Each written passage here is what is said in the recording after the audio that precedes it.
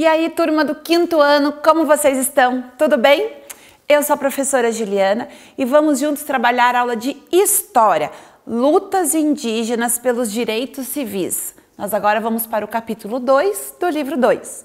Mas antes de começar essa aula, nós vamos retomar a aula anterior ainda sobre a questão dos direitos civis e vamos fazer a correção da atividade.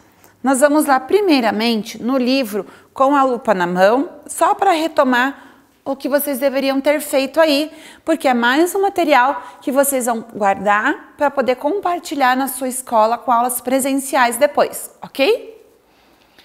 Que tal ser historiador por um dia? Os historiadores buscam as fontes históricas para obter informações do passado. Um tipo de fonte é a oral, que são os registros feitos com base em relatos, canções e costumes orais de povos ou indivíduos. Lembra dos griots africanos, que eram muito respeitados e eram aqueles que passavam oralmente do mais velho para o mais novo e assim sucessivamente? Muitas pessoas que conhecemos são descendentes de imigrantes europeus, asiáticos, árabes, africanos e etc. Encontre em sua cidade uma dessas pessoas e faça uma entrevista com ela para que as informações fiquem registradas como fontes históricas. Fizeram? Encontraram essa pessoa? Lembrando que você não precisa sair de casa, não precisava, né, para encontrar essa pessoa. Poderia fazer por ligações de celular, você pode fazer por conversas de aplicativos de mensagens, por meio de redes sociais, ok? O que você iria fazer com a pessoa lá? A seguir constam algumas perguntas de referência para você fazer a pessoa entrevistada. Então lá, qual é o nome, nome e sobrenome? Você ou alguém da sua família foi imigrante? Quem? Qual era o nome dessa pessoa? De onde essa pessoa veio? Por que ela veio para o Brasil?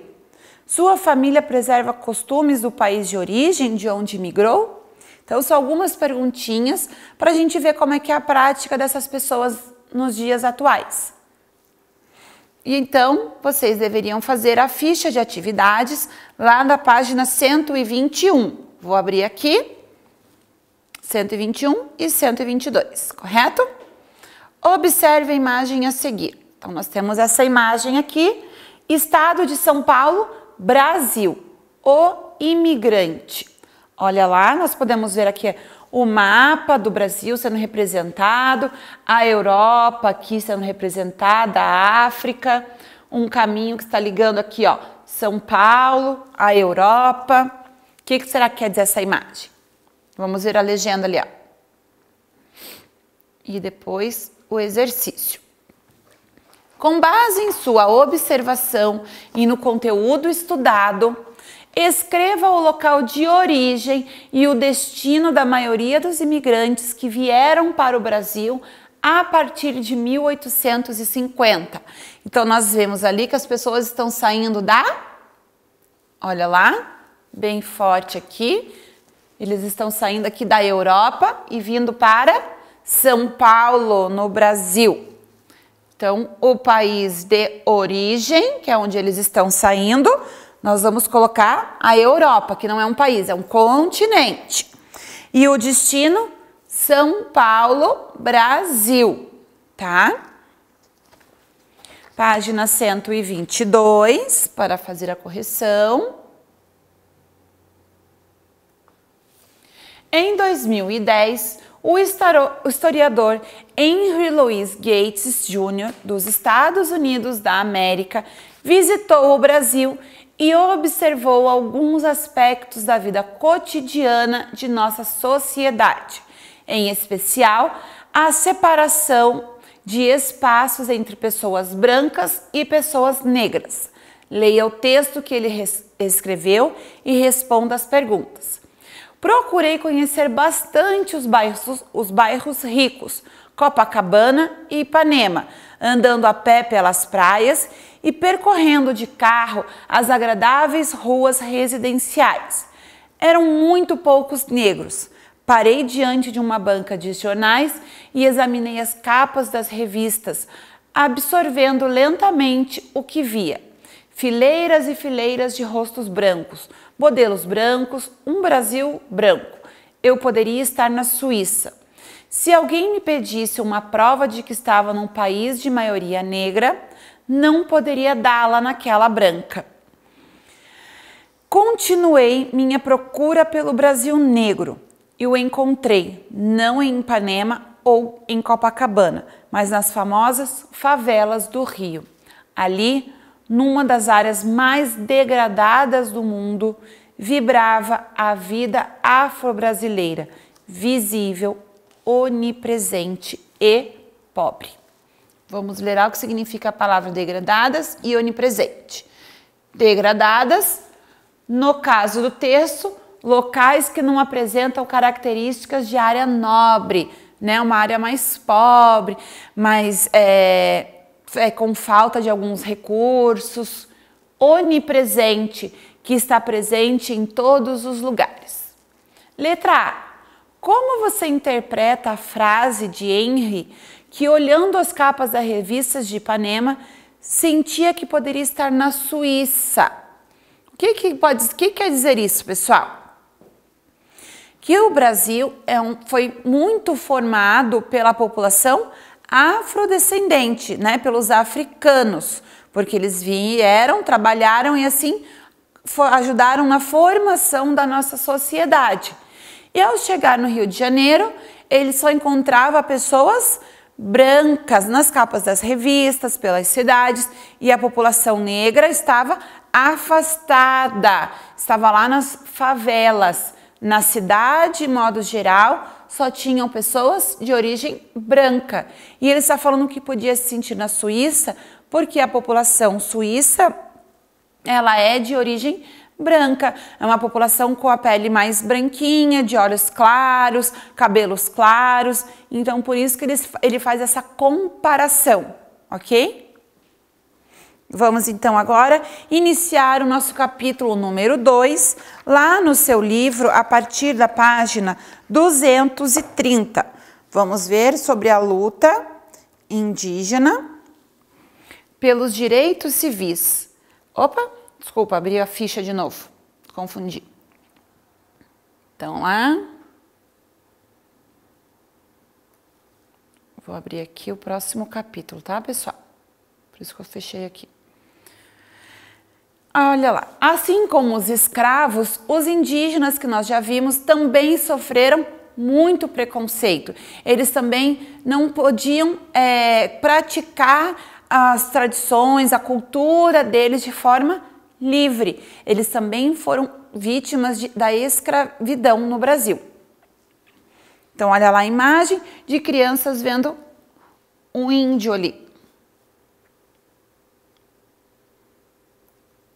Neste capítulo, você vai conhecer os direitos civis conquistados pelos indígenas ao longo da história do Brasil.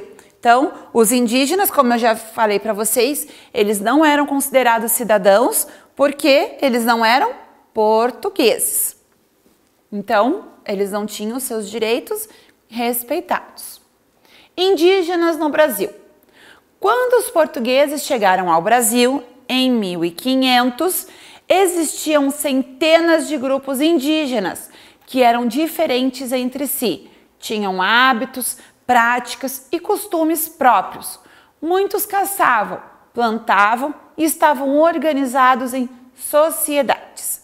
Em muitas comunidades indígenas, na atualidade, as crianças vivem integradas ao mundo dos adultos, aprendendo por meio da convivência e observação seu modo de vida, além das histórias que lhes são contadas pelos mais velhos. Assim é a vida das crianças indígenas que vivem em comunidades que preservam as suas tradições. Então ali nós temos a questão da oralidade. O mais velho vai passando para a criança e assim ele vai conhecendo as suas histórias, os seus costumes, as suas tradições praticadas ali naquela tribo, no caso. Encontro de diferentes culturas. Os contatos iniciais entre portugueses e nativos foram de curiosidade e estranhamento. As duas culturas eram bastante diferentes entre si. Será que esse encontro aconteceu de forma natural? Foi um encontro de forma tranquila? Ou será que eles sofriam questões de embates, tiveram que se enfrentar, guerrear, para poder os índios continuarem tendo seu espaço natural de vida, mas os portugueses queriam o quê? Catequizar eles também. Quando a gente fala essa palavra catequizar, é porque eles também começou porque eles queriam obrigar os índios a praticar a religião católica, certo? E assim inserir neles o costume de usar roupas, usar talheres, trabalhar em mão de obra para eles na construção de ferrovias, em construções, e eles assim foram sendo escravizados também. Tá, pessoal? Então vamos lá, continuar. Encontro de diferentes culturas, na página 232. Os indígenas não vestiam roupas que cobrissem o corpo todo. Muitos até mesmo tinham seus corpos pintados e decorados com penas, tecidos e pedaços de madeira. Sua organização social também era distinta da portuguesa. Não havia ricos e pobres entre eles, como nas cidades europeias. Eles viviam em aldeias, nas quais diferentes tipos de moradias eram construídos com palha, terra e madeira. Alguns grupos sequer fixavam-se em uma localidade, pois deslocavam-se constantemente por diferentes espaços em busca de seu sustento. Os portugueses buscaram se aproximar dos indígenas, pois precisavam deles para conhecer o território e também para explorarem o pau-brasil, árvore da qual extraíam uma resina para colorir tecidos que possuía grande valor na Europa. Com o objetivo de garantir a mão de obra, os portugueses escravizaram os indígenas, obrigando-os a trabalhar mesmo contra a vontade deles. A escravização foi possível porque os portugueses se aproveitaram do fato de os indígenas não serem protegidos por leis. Uma vez em contato com os portugueses, os indígenas foram submetidos à organização social portuguesa, da qual não tinham direitos. Então, além deles serem obrigados a usar roupas, a ter que morar em casas, eles eram maltratados e eles eram aproveitados do seu conhecimento de certa forma. Porque como os índios já aqui habitavam, eles conheciam o território e os portugueses obrigavam eles a mostrar esse território e explorar cada vez mais para poder enviar dinheiro para a Europa, exportar produtos, exportar madeira e cada vez enriquecer mais.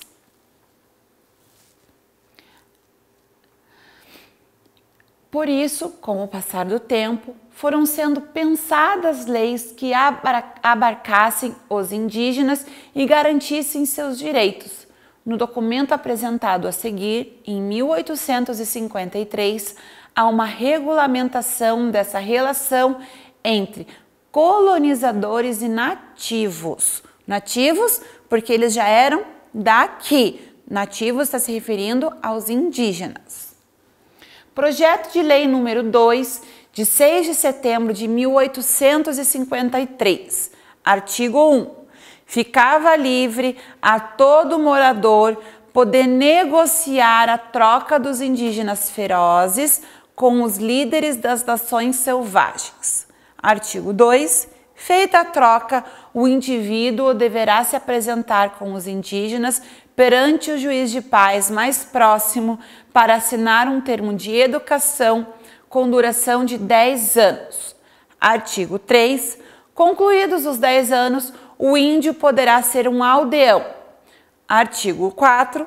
Será imposta a multa de 100 mil réis.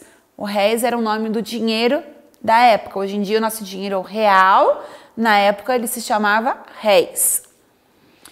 E multa de 100 mil réis e 20 dias de prisão a toda pessoa que retira índios de casas de seus amos.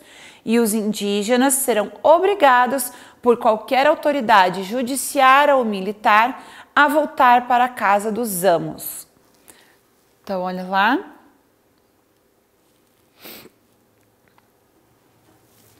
Dentro de suas aldeias e comunidades, os indígenas possuíam direitos similares, né? Porque eles estavam dentro da sua própria comunidade, dentro da sua tribo, então lá eles tinham seus direitos respeitados.